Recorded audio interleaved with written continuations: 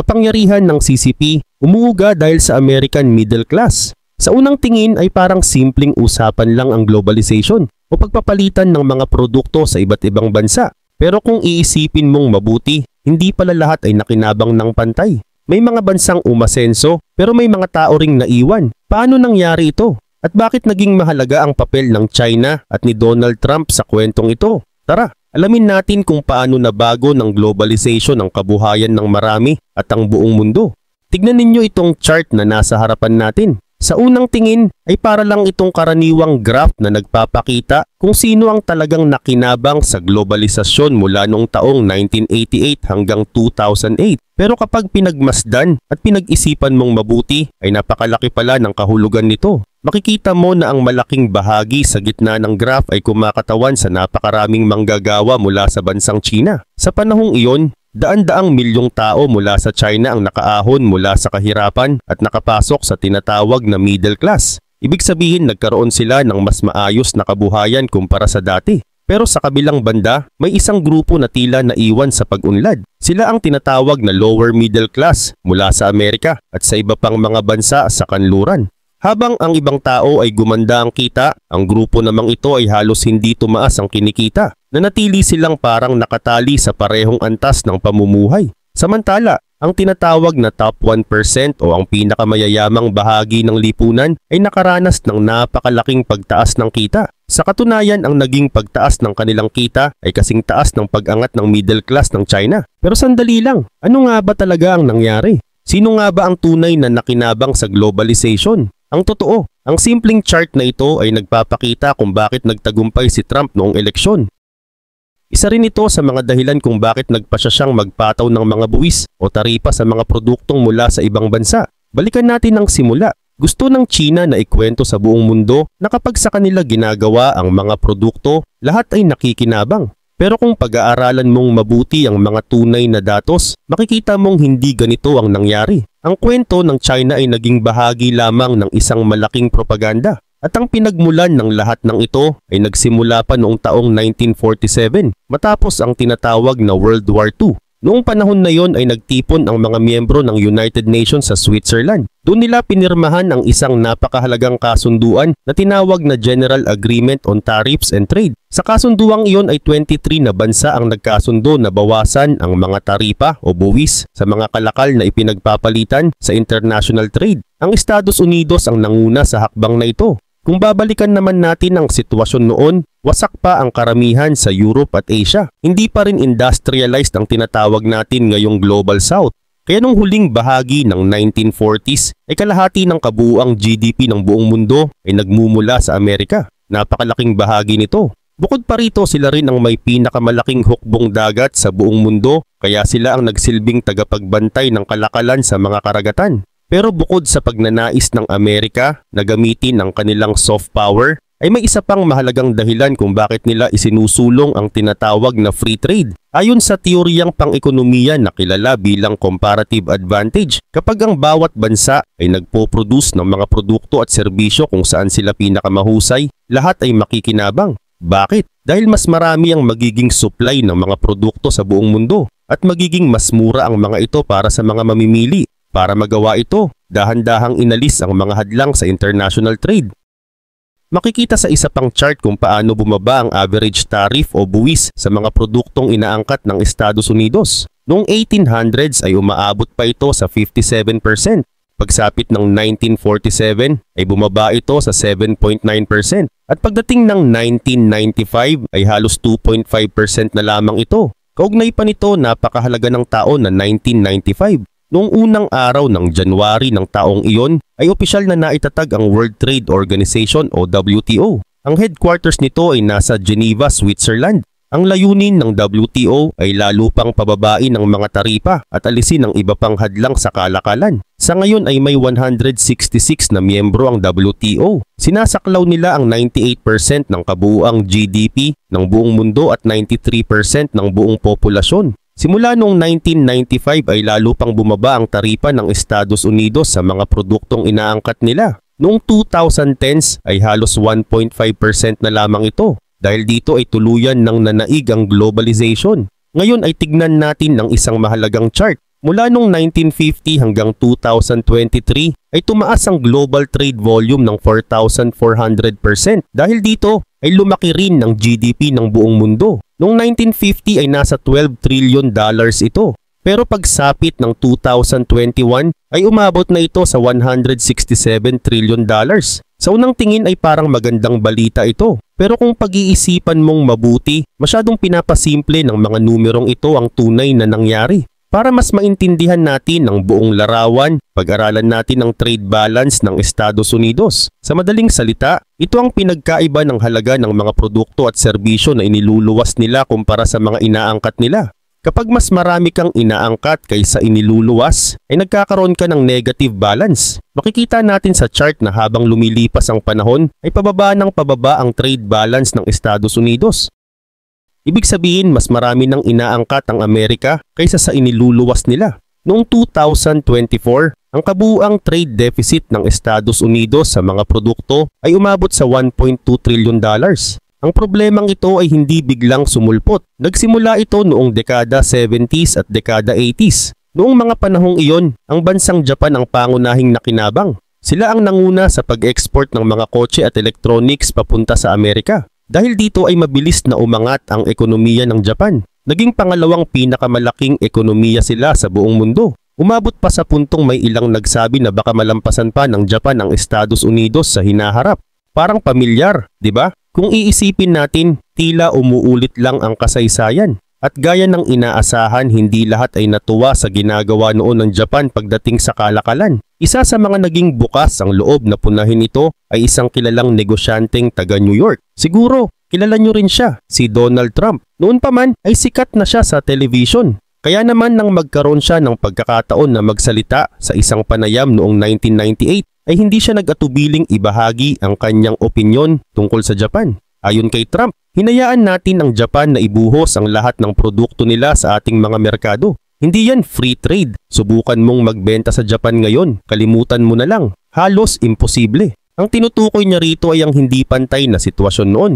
Mas mataas ang buwis o tinatawag na tariff na sinisingil ng Japan sa mga produktong galing Amerika. Habang ang buwis na sinisingil ng Amerika sa mga produkto ng Japan ay mas mababa. Hindi lang iyon. Bukod sa buwis, napakarami pang regulasyong ginagawa ng Japan noon para lalong mahirapan ng mga American companies na makapasok sa merkado nila. Tinatawag ito sa larangan ng negosyo bilang technical barrier to entry. Sa madaling salita, hindi talaga patas ang palitan ng produkto. Kahit tinatawag itong free trade, sa totoo lang, hindi naman talaga malaya ang kalakalan. Pero ngayon nasa taon na tayo ng 2025 at kung noon ay Japan ang nasa sentro ng usapin, sa kasalukuyan hindi na ito masyadong pinagtutuunan ng pansin ng mga Amerikano dahil may isa ng mas malaking problema at ito ay ang China. Noong 1990s ay biglang sumigla at lumago ng husto ang ekonomiya ng China. Ang dahilan, nagpatupad sila ng mga reforms sa loob ng bansa. Bukod pa ron, napakababa ng pasahod sa mga manggagawa nila. Dahil sa murang halaga ng paggawa, ay naging sobrang competitive ang China pagdating sa paggawa ng mga produkto. Dahil dito ay napakaraming kumpanya mula sa iba't ibang bahagi ng mundo ang nagpasiyang ilipat sa China ang paggawa ng kanilang mga produkto. Dahil sa paglipat ng mga kumpanya ay lalo pang lumaki ang export ng China. Ang ibig sabihin nito, dumami ng dumami ang mga produktong made in China na iniluluwas palabas ng bansa. At alam nyo ba kung saan karamihan sa mga ito napunta? Tama ang hula nyo, sa Estados Unidos. Sa paglipas ng mga taon, ang China ang naging pinakamalaking exporter ng produkto papunta sa Amerika. At naitala na ang trade deficit ng Amerika sa China ay umabot na sa $419 billion. Ito ang pinakamataas na halaga na naitala sa kasaysayan. Ang trade deficit na ito ay halos katumbas ng 2% ng buong GDP ng Estados Unidos. Ang China ang pangunahing dahilan kung bakit napakalaki ng kabuuang trade deficit ng Amerika. Pero hindi lang sila ang may ambag. Mayroon ding ibang bansa gaya ng Mexico, Vietnam, Germany, Japan at Canada. Ang bawat isa sa kanila ay nagdadagdag ng daan-daang bilyong dolyar sa kabuuang kakulangan sa kalakalan. Pero may isang mahalagang bagay na hindi alam ng marami. Maraming produkto na ine-export ng Mexico, Vietnam at Canada ay sa totoo lang galing pa rin sa China. Ang ginagawa lang ay dinadaan ang mga produkto sa mga bansang ito para makaiwas sa mas mataas na buwis na ipinapataw ng Estados Unidos. Sa madaling salita, kung susumahin natin, mas malaki pa sa inaakalang halaga ang totoong trade deficit ng Amerika sa China. Lalo na kung isasama natin ang mga produktong ipinadaan sa ibang bansa. Lalo na matapos ang 2018 kung kailan nagsimula ang tinatawag na trade war. Ayon sa opisyal na datos noong year 2024, ang naitalang trade deficit ng Amerika sa China ay nasa ilalim ng $300 billion.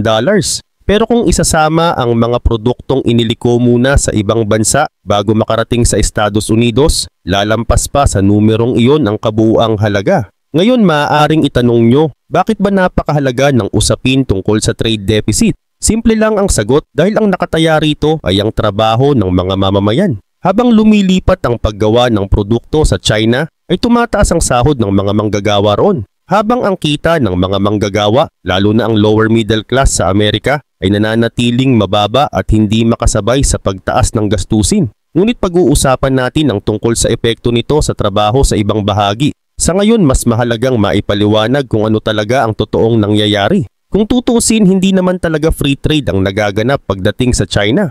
Noong 2001, nang sumali ang China sa World Trade Organization o WTO, ay nangako ang Chinese Communist Party na bubuksan nila ang merkado ng China para sa ibang bansa at susunod sila sa mga pangunahing patakaran sa kalakalan. Pero sa nakalipas na 24 years ay makikita natin na halos wala silang tinupad sa mga ipinangako nila. Isa sa mga pangako nila noon ay ang pagbabawas ng taripa o buwis para makapasok ang mga produkto mula sa ibang bansa. Pero kung susuriin ang mga datos noong 2000s, ang karaniwang taripa sa China ay nanatili sa paligid ng 5%.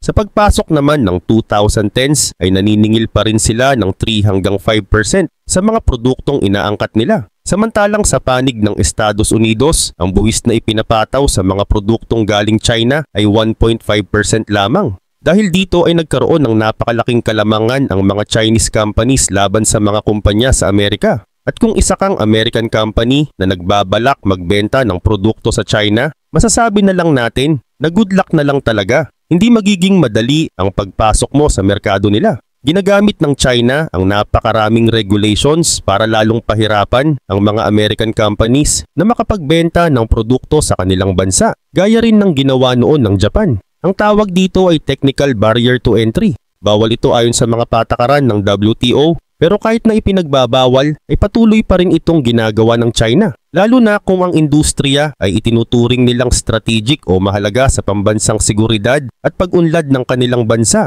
At ang tanging paraan lamang para makapasok ang mga American companies sa loob ng merkado ng China ay kung papayag silang makipag-partner o pumasok sa tinatawag na joint venture kasama ang isang Chinese company. Sa ganitong klase ng kasunduan, madalas ang Chinese company ang nakakakuha ng mas malaking bahagi sa negosyo. Hindi lang iyon. Kailangan ding pumayag ang mga Amerikano na sa mismong China gawin ang buong produksyon at doon rin dalhin ang kanilang investments o puhunan. At ang pinakamatindi pa, inihiling din ng mga Chinese na ibahagi ng mga American companies ang kanilang mga sikreto kung paano ginagawa ang kanilang mga produkto o ang tinatawag na intellectual property. Pero ang usapin tungkol sa intellectual property o IP ay hindi doon natatapos. Sa katunayan, mas malala pa ang totoong nangyayari. Maraming tao at grupo sa China ang patuloy na nagnanakaw ng mga ideya at teknolohiya mula sa mga kumpanyang Amerikano. Ginagawa nila ito sa pamamagitan ng mga lihim na pag-atake gamit ang computers o tinatawag na cyber operations.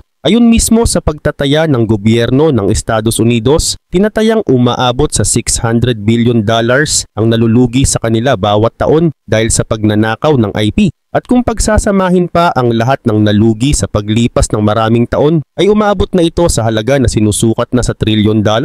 Kung tutuusin, mas malaki pa ang pinsalang dulot ng pagnanakaw ng IP sa kabuuang ekonomiya ng Amerika kaysa sa mismong problema ng pagkakaroon nila ng trade deficit. Isa ito sa mga dahilan kung bakit napakabilis umunlad ng napakaraming kumpanya sa China dahil hindi nila iginagalang ang karapatan ng mga foreign companies pagdating sa kanilang mga ideya at imbensyon. Isa itong malinaw na paglabag sa dapat na sinusunod ng mga miyembro ng World Trade Organization o WTO. Hindi mo kasi pwedeng nakawin ang mga sikreto ng mga kumpanyang Amerikano at pagkatapos ay gamitin iyon para talunin pa sila sa sarili nilang merkado. Isa pa sa mga pangakong binitiwan ng China noon Nang sila ay sumali sa WTO noong 2001, sinabi nila na iiwan na nila ang controlled system ng ekonomiya kung saan ang gobyerno ang may hawak ng halos lahat. Ngunit makalipas ang mahigit 2 dekada ay hindi nila tinupad ang pangakong iyon. Ayon sa ulat ng United States Trade Representative noong 2024, ang China pa rin ang pinakamalaking hamon sa pandaigdigang sistema ng kalakalan.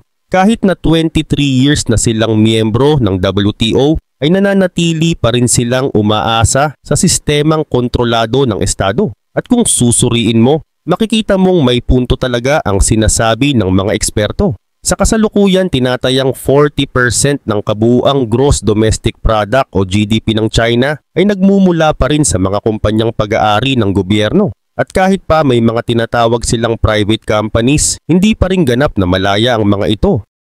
Dahil kahit paano nakaupo pa rin ang Communist Party sa loob ng kanilang pamunuan at nakikialam sa mga desisyon ng mga kumpanya. Ngayon ay maaaring itanong mo, bakit ba nakikialam ang WTO sa kung paano pinapatakbo ng China ang kanilang ekonomiya? Ang sagot ay simple lang, dahil ginagamit ng China ang kanilang kalayaan sa pagpasok sa merkado ng Amerika para makakuha ng hindi patas na kalamangan laban sa mga dayuhang negosyo.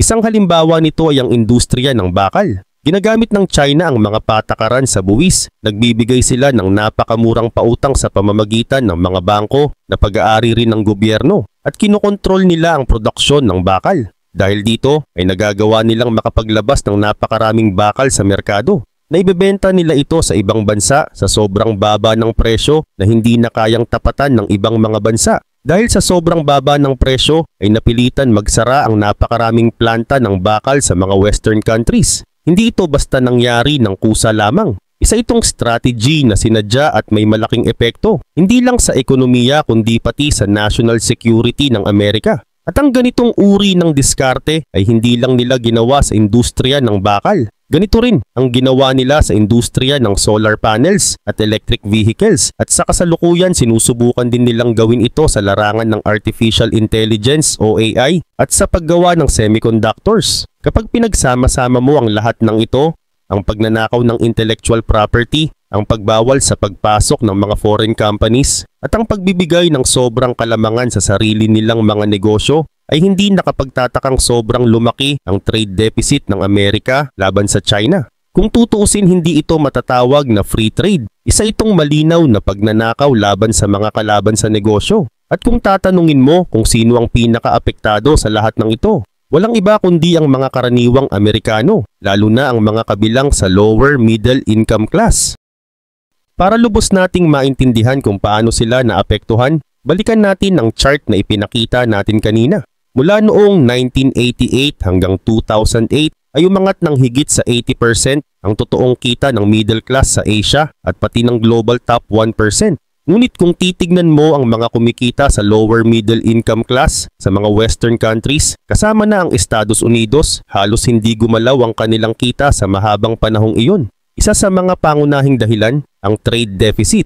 Kaugnay pa nito, noong mga nakaraang taon ay marami sa mga Amerikano na nasa lower middle income class ang nagtatrabaho sa mga pabrika. Ngunit karamihan sa mga trabahong iyon ay nailipat na sa China. Mula nang nagsimulang umangat ang ekonomiya ng China, ay halos hindi na gumalaw ang industrial output ng Amerika. Bumagsak ng husto ang bilang ng mga trabahong pang-industriya. Sa pagitan ng 2001 at 2018 ay tinatayang 3,700,000 na trabaho ang nawala sa Estados Unidos dahil lamang sa trade deficit sa China. Ayon ito sa datos mula sa Economic Policy Institute. Para magkaroon tayo ng ideya kung gaano kalaki ang bilang na ito, halos kasing dami ito ng buong populasyon ng lungsod ng Los Angeles. Para sa marami sa kanila, ang pagkawala ng trabaho sa pabrika ay naging dahilan ng tuluyang pagbaba ng kanilang kita na hindi na muling nakabawi.